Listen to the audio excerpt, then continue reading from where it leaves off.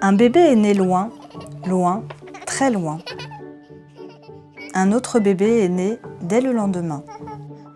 Et ces deux bébés, tout le monde le sait, ont deux petites mains et deux petits pieds.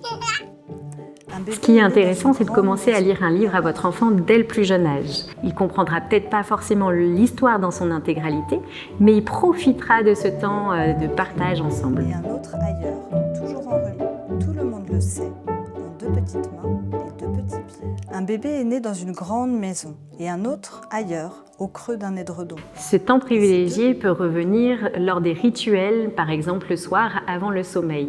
Votre enfant a besoin de ces rituels pour se sécuriser.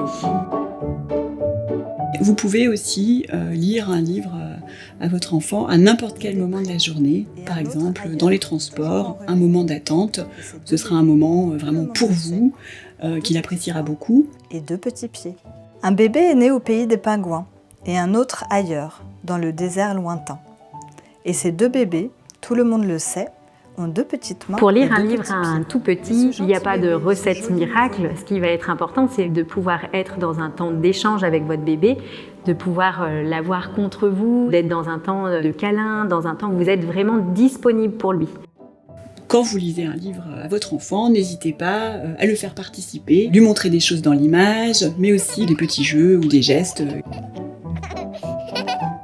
Les livres pour les tout-petits sont faits pour les tout-petits, donc ils sont très solides. Laissez le livre dans les mains de votre enfant, il va peut-être le mâchonner, tirer sur les pages, c'est fait pour. Il va se familiariser ainsi avec l'objet livre, et s'il l'abîme, ça n'est pas grave.